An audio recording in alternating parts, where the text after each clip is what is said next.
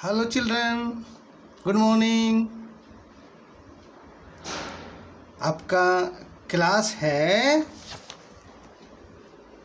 4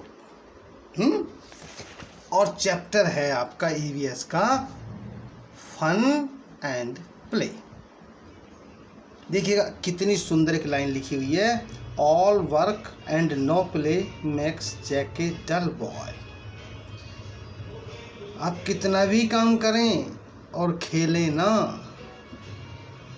तो आप bore person हो जाएंगे, डल पर्सन हो जाएंगे, यानी कि आपका किसी काम में मन नहीं लगेगा।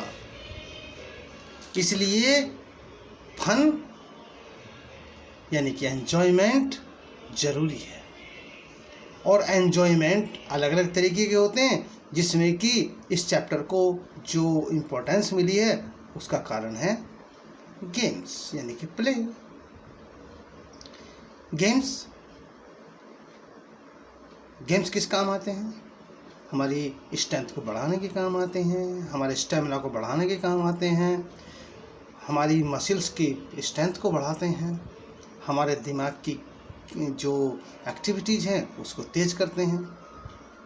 यानी कि गेम्स हमारे जीवन में बहुत ही इम्पोर्टेंट हैं। गेम्स 2 प्रकार के होते हैं, आउटडोर एंड इंडोर। आउटडोर यानी जो घर के बाहर खेले जाते हैं, the games which can not play in the home is called outdoor and the games which can be play in the home is called indoor. तो for example of the outdoor games we can take cricket, hockey, football, polo and so much. And indoor, chess, ludo, carom and so on. Nowadays in a big hall we can play badminton also as a indoor. Okay,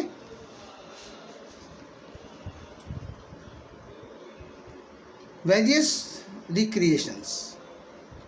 There are many forms of the recreations like fair, circus, food, festivals and musical night. है ना? ये देखिएगा, सबसे पहले हम चलते हैं कि हमको रिक्रिएशन का मतलब क्या होता है। रिक्रिएशन का मतलब है अपनी थकान उतारना, उत्साह से भर जाना, नए काम को शुरुआत करने से पहले उत्साह जगाना।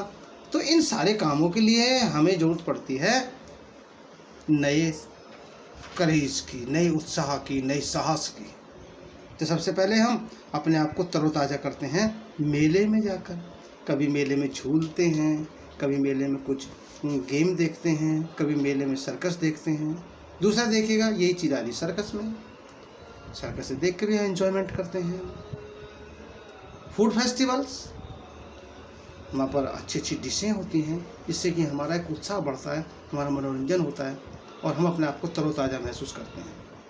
म्यूजिकल नाइट, किसी फेमस सिंगर की म्यूजिकल नाइट सुनकर बहुत दिल को सुकून मिलता है, क्योंकि म्यूजिक तो ऐसा है जिसे कोई भी आदमी नापसंद ना करता है, नहीं कर सकता है, यानी कि हर आदमी म्यूजिक को पसंद करता है।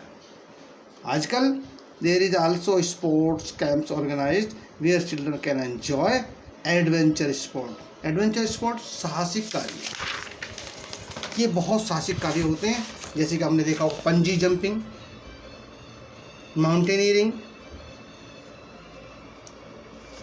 Hand gliding, river rafting. जोखिम भरे काम है, साहस की बहुत ज़्यादा ज़रूरत है, इसलिए इनको हम एडवेंचर स्पोर्ट्स कहते हैं। स्कूलों में भी खेलने को जगह मिलती है। देखिए कुछ बच्चों का एक बहुत ही अच्छा गेम जिसे हम कहते हैं स्टापू, जानते हैं आप? एक ज़मीन पर कुछ चौकोर के खाने बना लिए जाते हैं और उनमें एक छोटे से पत्थर से खेला जाता है स्टापू। वैसे इंग्लिश में जानते हैं आप इसे क्या कहते हैं? Hopscotch. This stapu, the pure name of the stapu is hopscotch. What are doing these boys? These boys are taking lunch in recess. कुछ बच्चे देखिए फुटबॉल खेल रहे हैं, सॉरी ये बास्केटबॉल खेल रहे हैं, लंच का टाइम है, एंजॉयमेंट करने के लिए बास्केटबॉल खेल रहे हैं। ये व्हाट इज दिस? और ये एक ट्रेडिशनल गेम है, इनमें कई बच्चे आपस में मिल जाते हैं। एक बच्चा कहता है स्टैचू, तो बच्चा बिल्कुल शांत खड़ा हो जाता है। दूसरा कहता है मूवेबल, तो तब जाके हिलता है, वरना वो स्टैचू के रूप में खड़ा हो जाता है। This game is called statue. This is the football match. ये all the match are for enjoyment. कुछ बच्चे पकड़म पकड़ाई भी खेलते हैं। There are other name of the game pakdam pakdai. इसके अलावा कुछ बच्चे आपने देखे होंगे कि वो क्लास में ही बैठे रहते हैं, लेकिन वो कुछ गेम खेलते हैं। उनके गेम के आप जान सकते हैं क्या गेम है? जैसे कि वो एक दूसरे से क्वेश्चन पूछकर क्विज पूछते हैं, क्रॉसवर्ड पजल्स पूछते हैं, जिग्जा पजल्स पूछते हैं, डम्ब कैरेट खेलते हैं, इवन अंताक्षरी भी खेल सकते हैं। अंताक्षरी भी खेल सकते हैं, यानी कि सिंगिंग सॉन्ग्स। उसके बाद बेल बजती है स्कूल की, यानी कि रिसेस ओवर, और सब बच्चे अपने क्लासरूम की तरफ चल देते हैं। क्लास 4 का जब ये पीरियड है, ये एक गेम पीरियड है, तो गेम टीचर आती हैं और सब बच्चों से कहती हैं ग्राउंड में पहुँचें, आज सब बच्चों को खो खो खिलाया जाएगा। खो खो आपने खेला है ना, kho kho.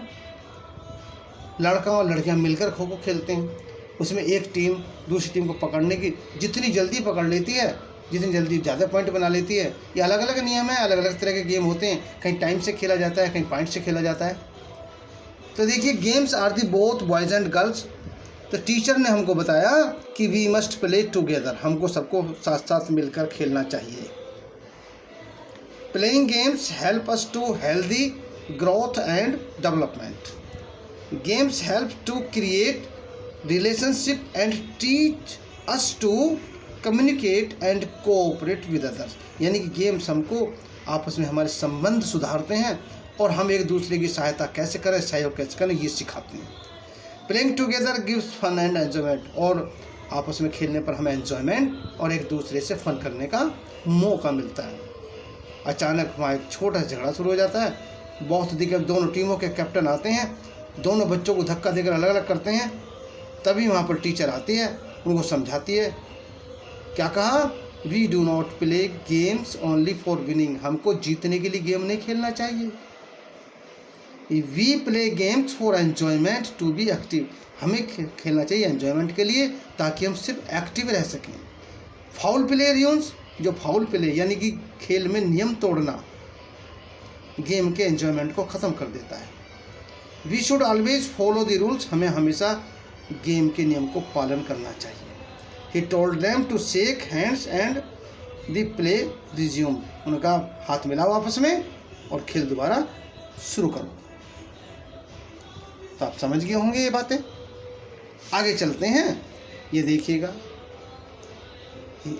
Most games and sports require physical power. ज़्यादातर फिजिकल पावर की जरूरत पड़ती है। Nowadays girls also play many games, जैसे कि आप देख रहे होंगे साक्षी मलिक, पीवी संधू, आपने एक नाम सुना होगा बबीता फोगाट, जिसबाजी गीता फोगाट, एक नाम सुना होगा आपने, वो शायद मणिपुर की हैं, क्या नाम है उनका, मैरी कॉम। सब लड़कियां हैं, अच्छी अच्छी गेम से जाती हैं।